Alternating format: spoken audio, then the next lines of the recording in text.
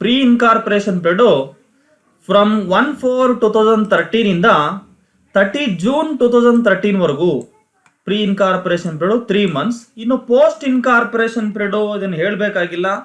Usually out of 12 months ನೀವೇನು ಮಾಡಿ 3 months ಅನ್ನು ಡಿಡಕ್ಟ್ ಮಾಡಿ. ಪೋಸ್ಟ್ ಇನ್ಕಾರ್ಪೊರೇಷನ್ ಪೀರಿಯಡ್ ಯೂಶ್ವಲಿ ಈಗ 9 months ಇರುತ್ತೆ ಅಲ್ವಾ. ಬೇಕಾದರೆ ಕ್ಯಾಲ್ಕುಲೇಷನ್ ಮಾಡ್ಕೊಳ್ಳಿ, ಲೆಕ್ಕ ಮಾಡ್ಕೊಳ್ಳಿ. ಏನು ಜುಲೈ 1ರಿಂದ July, August, September, October, November, December, ಜನವರಿ, ಫೆಬ್ರವರಿ, ಮಾರ್ಚ್, 31st March ಕೂಡ ನೀವು ತಗೋಬೇಕು ಜುಲೈ 1ರಿಂದ. So it is 9 months. So therefore the time ratio in this problem will be 3:9. Again we can cancel further, divide by 3, 3 1s are 3 3s are. So therefore the time ratio in this problem will be ಎಷ್ಟು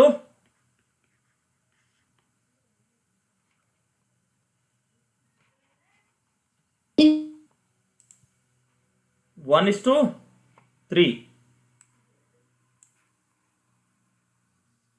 1:3 time ratio ಆಗುತ್ತೆ. ಇದನ್ನ ನೀವು screen shot ಮಾಡ್ಕೊಂಬಿಡಿ. Next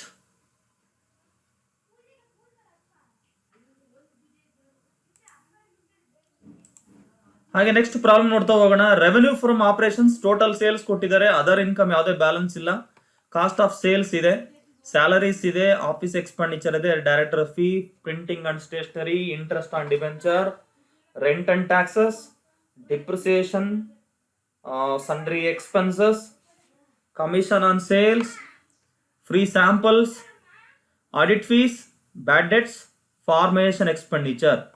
ನೋಡಿ ಇವೆಲ್ಲ ಎಕ್ಸ್ಪೆಂಡಿಚರ್ಗಳು ಯಾವ್ಯಾವ ratio ಪ್ರಕಾರ allocate ಮಾಡ್ತಾ ಹೋಗ್ಬೇಕು. ನಾನಿಲ್ಲಿ ಸ್ಕ್ರೀನಲ್ಲಿ ಬರಿತಾ ಹೋಗ್ತೀನಿ, ನೀವು ಗಮನಿಸ್ಬೋದು. ನೋಡಿ ಯಾವ್ಯಾವ ರೇಷಿಯೋ ಪ್ರಕಾರ ಅಲೋಕೇಟ್ ಮಾಡಬೇಕು ಅಂತ. ಮೊದಲು cost of sales,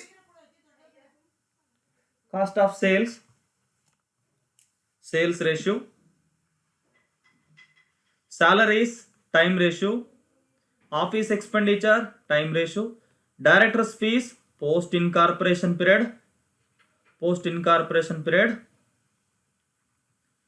printing and stationery time ratio, interest and debentures post incorporation period. Okay, post incorporation period. Then rent and taxes. ನೋಡಿ ಇದಕ್ಕೆ ಯಾವುದೇ ಅಡ್ಜಸ್ಟ್ಮೆಂಟ್ ಇಲ್ಲ ಅಂತಂದ್ರೆ ಟೈಮ್ ರೇಷಿಯೋ ಅಲ್ಲಿ ಹಾಕಬೇಕು. ಒಂದು ವೇಳೆ ಅಡ್ಜಸ್ಟ್ಮೆಂಟ್ ಇದ್ರೆ ಆ ಒಂದು ಟ್ರೀಟ್ಮೆಂಟ್ ಬೇರೆ ರೀತಿ ಇರುತ್ತೆ, ರೈಟ್. ಅಡ್ಜಸ್ಟ್ಮೆಂಟ್ ಯಾವುದೂ ಇಲ್ಲ ಅಂತಂದ್ರೆ ಟೈಮ್ ರೇಷಿಯೋ ಪ್ರಕಾರ ಹಾಕಿ. ನೆಕ್ಸ್ಟ್ ಡಿಪ್ರಿಸಿಯೇಷನ್ ನೋಡ್ತಾ ಹೋಗ್ತೀವಿ, time ratio, sundry expenditure time ratio, commission on sales, sales ratio, free samples. ನೋಡಿ ಸ್ಯಾಂಪಲ್ಸ್ ಯಾಕೆ ಕೊಡ್ತೀವಿ, ಯಾರಾದ್ರೂ ಹೇಳ್ತೀರಾ? ಸ್ಯಾಂಪಲ್ಸ್ ಯಾಕೆ ಕೊಡ್ತೀವಿ?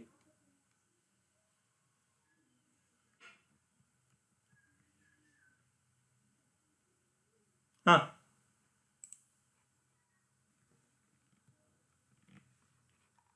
ಸ್ಯಾಂಪಲ್ಸ್ ಯಾಕೆ ಕೊಡ್ತೀವಪ್ಪ?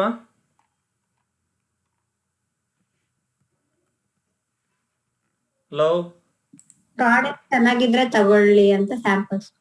ದ ಮೇನ್ ಇಂಟೆನ್ಷನ್ ಏನಮ್ಮ?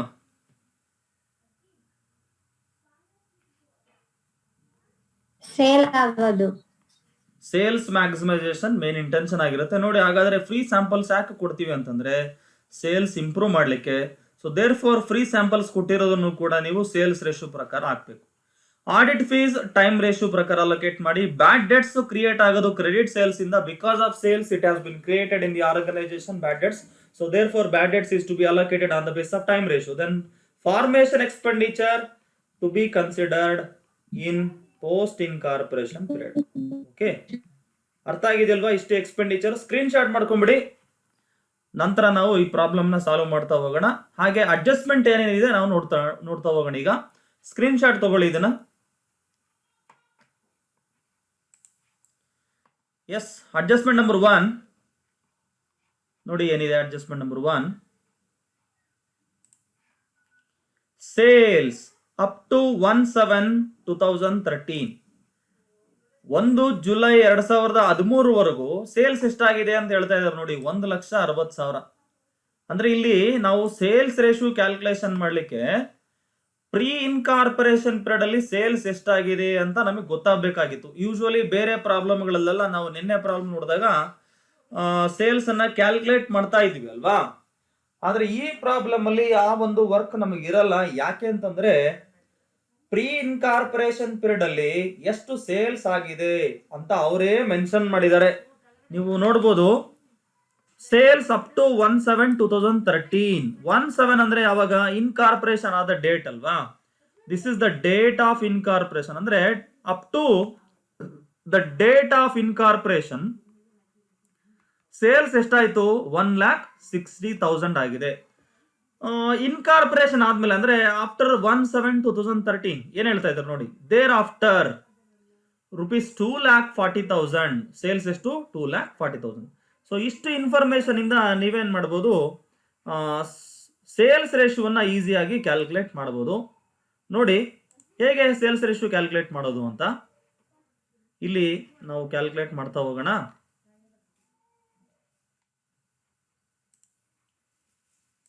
ಇಲ್ಲಿ ನೋಡಿ ಈ ಬಾಕ್ಸ್ ಅಲ್ಲಿ ಪ್ರೀ ಇನ್ಕಾರ್ಪೊರೇಷನ್ ಪೀರಿಯಡ್ ಅಲ್ಲಿ ಸೇಲ್ಸ್ ಎಷ್ಟು ಹೇಳಿದ್ರಪ್ಪ? ಪ್ರೀ ಇನ್ಕಾರ್ಪೊರೇಷನ್ ಪೀರಿಯಡ್ ಅಲ್ಲಿ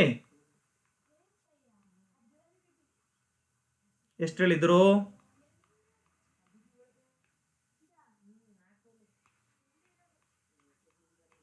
hello,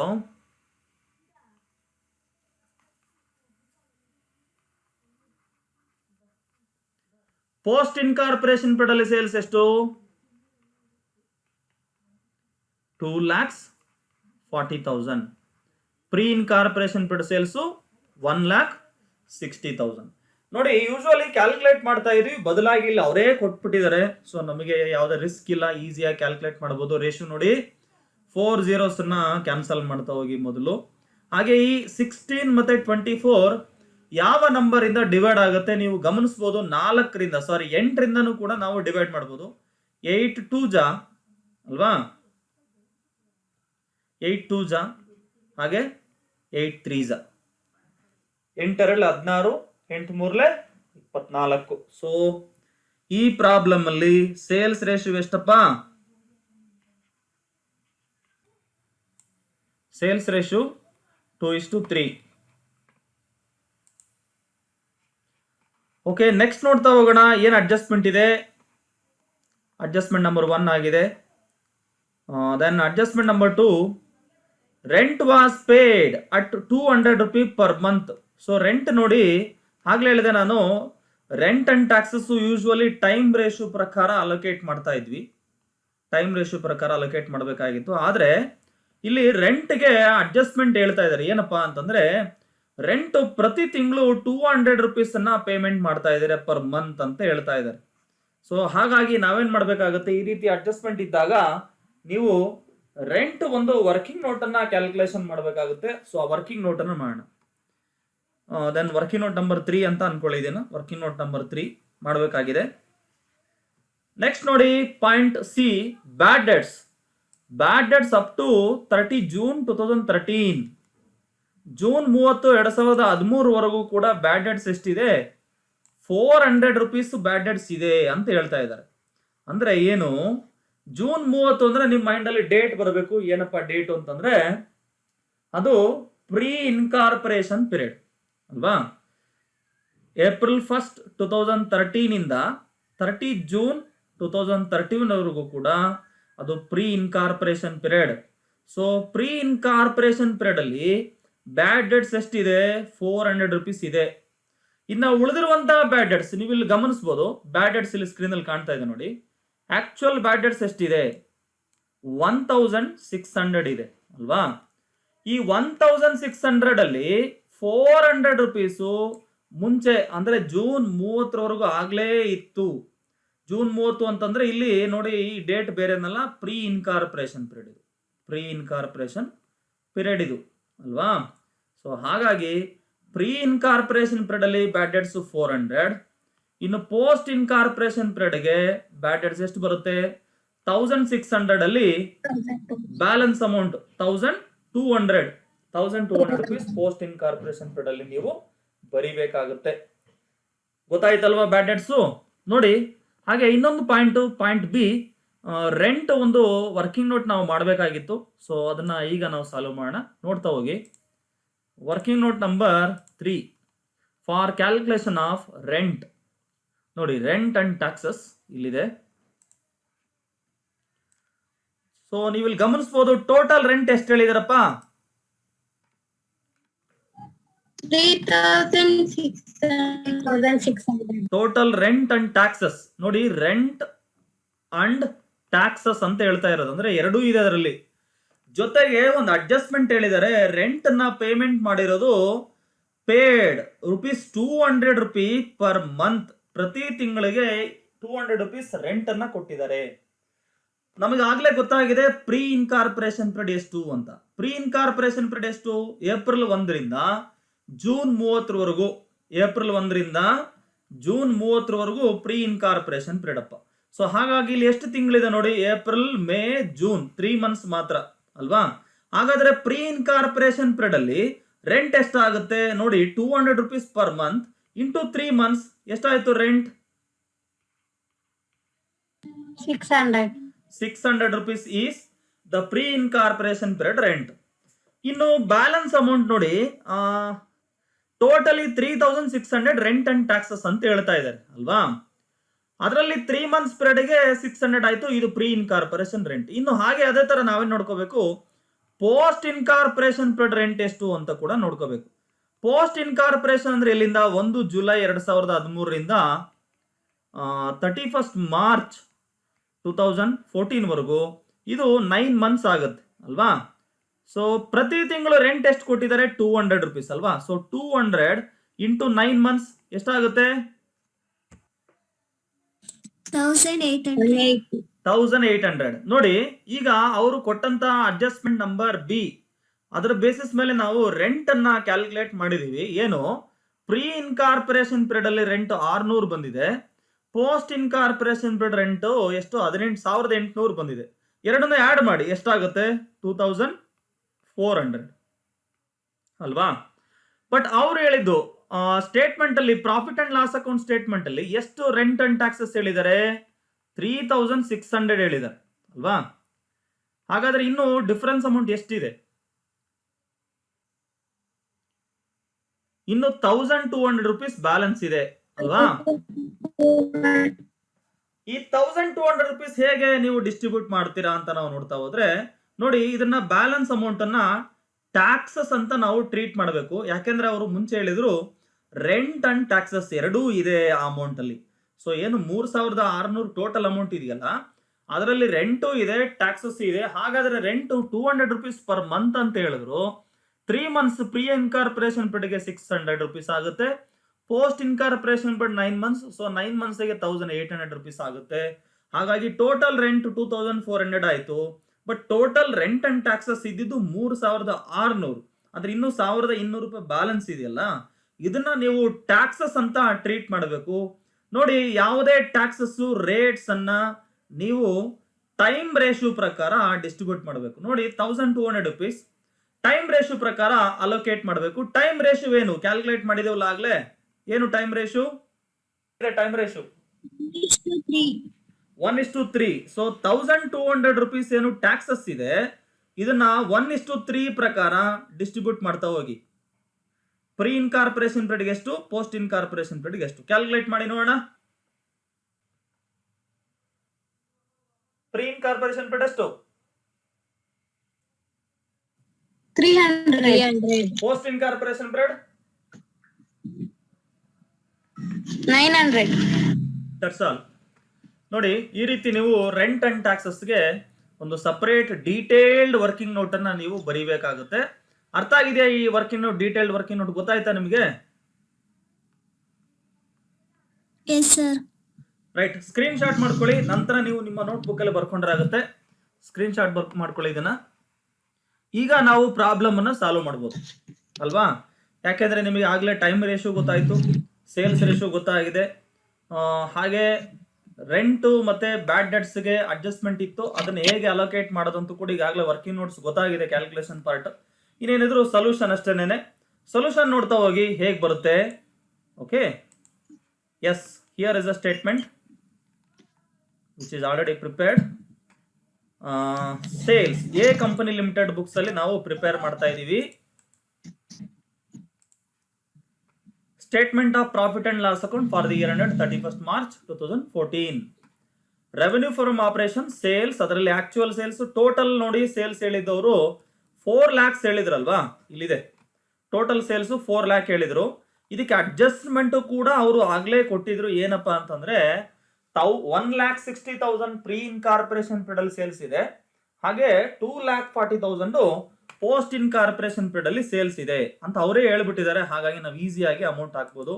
pre incorporation period 1,60,000, post incorporation period 2,40,000. Total ಮಾಡಿ ಅದೇ ಅಮೌಂಟ್, ಯಾಕಂದ್ರೆ ಅದರ್ ಇನ್ಕಮ್ ಯಾವುದೂ ಇಲ್ಲ. ಟೋಟಲ್ ಮಾಡಿ. ಇನ್ನು ಎಕ್ಸ್ಪೆಂಡಿಚರ್ ಗಳನ್ನ ನಾವು ಅಲೋಕೇಟ್ ಮಾಡ್ತಾ ಹೋಗ್ಬೇಕು. ಸೊ ಎಕ್ಸ್ಪೆಂಡಿಚರ್ ನಾವು ನೋಡ್ತಾ ಹೋಗೋಣ. ಇಲ್ಲಿ ಹಲವಾರು ಎಕ್ಸ್ಪೆಂಡಿಚರ್ಸ್ ಇದೆ. ಎಲ್ಲಿಂದ ನೋಡಿ, ಕಾಸ್ಟ್ ಆಫ್ ಸೇಲ್ಸ್ ಇಂದ ಫಾರ್ಮೇಶನ್ ಎಕ್ಸ್ಪೆಂಡಿಚರ್ 1 2 3 4 5 6 7 8 9 10 11 12 13 14. ಅದರಲ್ಲಿ ಏನ್ ಮಾಡಿದೀವಿ, ರೆಂಟ್ ಅನ್ನ ನಾವು ಡಿವೈಡ್ ಮಾಡಿದೀವಲ್ವಾ, 15 ಐಟಮ್ ಆಗುತ್ತೆ. ಸೊ ಅದರಲ್ಲಿ ಕಾಸ್ಟ್ ಆಫ್ ಸೇಲ್ಸ್ ಅಲ್ಲಿಂದ ಸ್ಟಾರ್ಟ್ ಮಾಡಿ. Cost of sales amount, total amount ಎಷ್ಟಿದೆ, 2,60,000 ಇದೆ. ಕಾಸ್ಟ್ ಆಫ್ ಸೇಲ್ಸ್ ನ ಸೇಲ್ಸ್ ರೇಷಿಯೋ ಪ್ರಕಾರ ಅಲೋಕೇಟ್ ಮಾಡಬೇಕು. ಸೇಲ್ಸ್ ರೇಷಿಯೋ ಎಷ್ಟು ಬಂದಿದೆಪ್ಪ, 2:3. 2:3 ಬಂದಿದೆ. ಸೊ ಇಲ್ಲಿ ಮೆನ್ಷನ್ ಮಾಡಿದೀವಿ 2:3. 2,60,000 into 2/5. 2,60,000 into 2/5.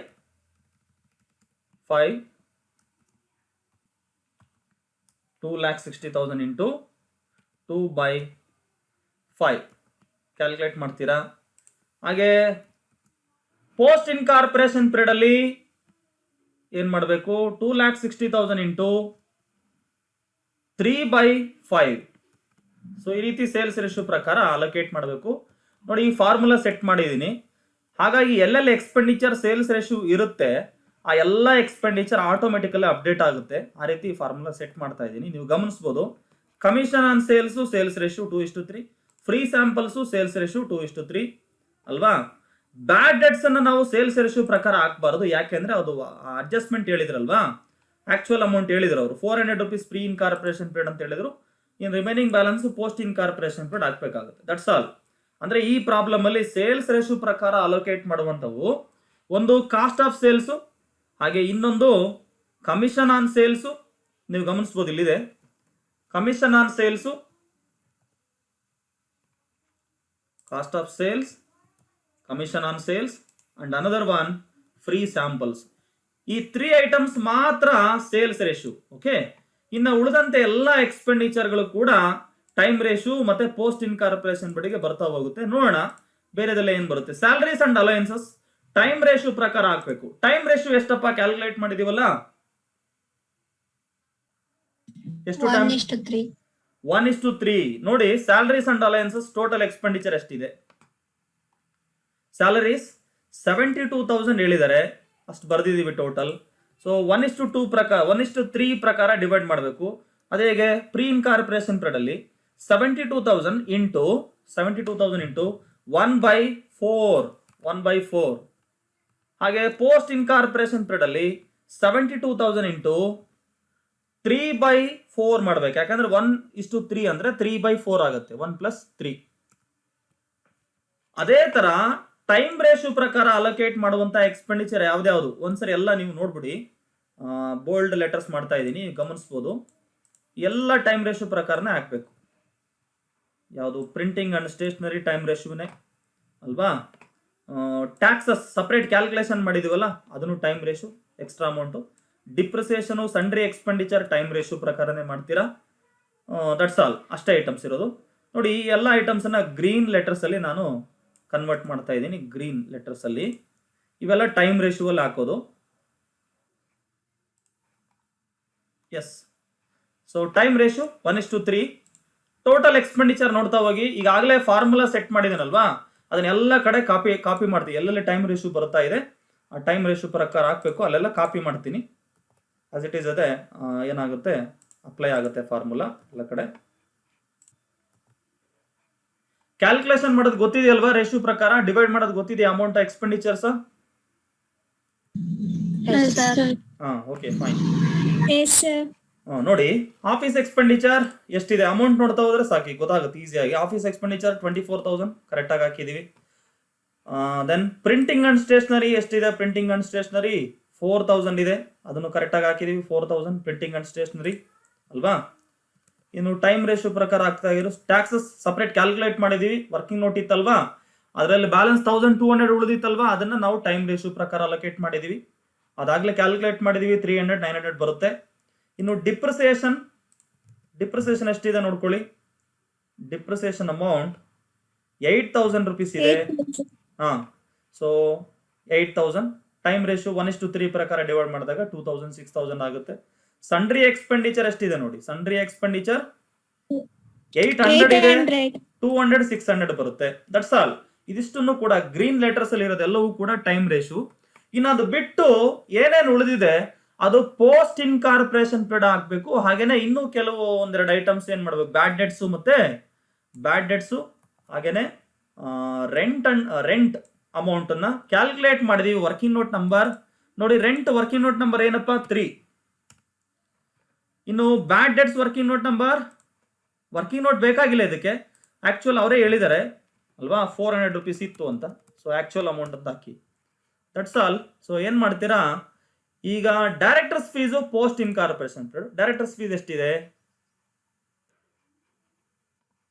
2,000 rupees post incorporation ಹಾಕ್ತೀರಾ. Interest on debentures post incorporation ಪೀರಿಯಡ್ಗೆ ಹಾಕ್ಬೇಕು. ಇಂಟ್ರೆಸ್ಟ್ ಆನ್ ಡಿಬೆಂಚರ್ಸ್ ಎಷ್ಟಿದೆ ನೋಡಿ, 6,000 ರುಪೀಸ್ ಇದೆ.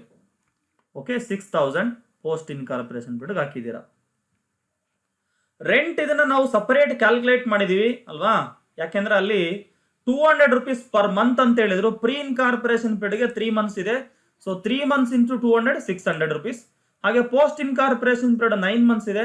9 ಮಂತ್ಸ್ ಇಂಟು 200 1,800. ಇನ್ನು ಬ್ಯಾಲೆನ್ಸ್ 1,200 ರುಪೀಸ್. ಯಾಕೆ ಅಂತಂದ್ರೆ ನೋಡಿ, ಟೋಟಲ್ ರೆಂಟ್ ಟ್ಯಾಕ್ಸಸ್ 3,600 ಹೇಳಿದ್ರು. ಅದರಲ್ಲಿ 2,400 ರೆಂಟ್ ಆಗಿದೆ. ಇನ್ನು 1,200 ರೂಪಾಯಿ ಏನು ಟ್ಯಾಕ್ಸಸ್ ಅಂತ ಟ್ರೀಟ್ ಮಾಡಿದೀವಿ. ಇದನ್ನ ಟೈಮ್ ರೇಷಿಯೋ ಪ್ರಕಾರ ಅಲೋಕೇಟ್ ಮಾಡಿ 300 900. That's all.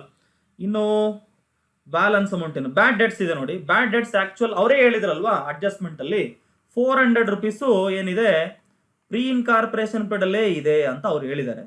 ಇನ್ನು ಉಳಿದಿರತಕ್ಕಂಥ ಬ್ಯಾಲೆನ್ಸ್ ಅಮೌಂಟ್ ಅನ್ನ ನೀವೇನ್ ಮಾಡಿದಿರಾ ಪೋಸ್ಟ್ ಇನ್ಕಾರ್ಪೊರೇಷನ್ ಪೀರಿಯಡ್ಗೆ ಬರೀಬೇಕಾಗುತ್ತೆ. ಸೊ 1,600 ಇತ್ತು ಟೋಟಲ್ ಬ್ಯಾಡ್ ಡೆಟ್ಸ್, ಅದರಲ್ಲಿ 400 ಪ್ರೀ ಇನ್ಕಾರ್ಪೊರೇಷನ್ ಪೀರಿಯಡ್. ಇನ್ನು ರಿಮೈನಿಂಗ್ ಬ್ಯಾಲೆನ್ಸ್ ಎಲ್ಲ ಕೂಡ ಪೋಸ್ಟ್ ಇನ್ಕಾರ್ಪೊರೇಷನ್ಗೆ. ಇನ್ನು ಫಾರ್ಮೇಷನ್ ಎಕ್ಸ್ಪೆಂಡಿಚರ್ ಅಂದ್ರೆ ಪ್ರಿಲಿಮಿನರಿ ಎಕ್ಸ್ಪೆಂಡಿಚರ್ ಅಂತ, ಇದನ್ನ ಪೋಸ್ಟ್ ಇನ್ಕಾರ್ಪೊರೇಷನ್ ಪೀರಿಯಡ್ಗೆ ಹಾಕಬೇಕು. ನೋಡಿ ಫಾರ್ಮೇಷನ್ ಎಕ್ಸ್ಪೆಂಡಿಚರ್ 2,000 ರುಪೀಸ್ ಇತ್ತಲ್ವಾ ಟೋಟಲಿ. ನೋಡಿ ಎಕ್ಸ್ಪೆಂಡಿಚರ್ ನೋಡ್ಕೊಳ್ಳಿ ಕರೆಕ್ಟ್ ಆಗಿದೆಯಾ. ಫಾರ್ಮೇಷನ್ ಎಕ್ಸ್ಪೆಂಡಿಚರ್ ಲಾಸ್ಟ್ ಒನ್ 2,000 ಇದೆ. ಓಕೆ, ಸೊ 2,000 ರುಪೀಸ್ ಇದನ್ನ ನೀವೇನ್ ಮಾಡ್ತೀರಾ ಪೋಸ್ಟ್ ಇನ್ಕಾರ್ಪೊರೇಷನ್ ಪೀರಿಯಡ್ಗೆ ಹಾಕ್ತೀರಾ. That's all. ಈ ರೀತಿ ನೀವು ಎಲ್ಲ ಎಕ್ಸ್ಪೆಂಡಿಚರ್ಸ್ ಅನ್ನ ಟೋಟಲ್ ಮಾಡ್ತಾ ಹೋಗ್ಬೇಕು. ಎಕ್ಸ್ಪೆಂಡಿಚರ್ ಟೋಟಲ್ ಮಾಡಿ. ಈಗ the total expenditure will be how much, 4,04,000 for the total period. ಹಾಗೆ ಪ್ರೀ ಇನ್ಕಾರ್ಪೊರೇಷನ್ ಪೀರಿಯಡ್ ಎಕ್ಸ್ಪೆಂಡಿಚರ್ ನಾವು ನೋಡ್ತಾ ಹೋದ್ರೆ ಟೋಟಲ್ ಎಷ್ಟಿದೆ, 1,40,500 ಬರುತ್ತೆ. Post incorporation period total expenditure ನಾವು ನೋಡ್ತಾ ಹೋದಾಗ 2,63,500 ಬರುತ್ತೆ. ಓಕೆ, ಬ್ಯಾಲೆನ್ಸ್ ಮಾಡ್ತಾ ಹೋಗಿ.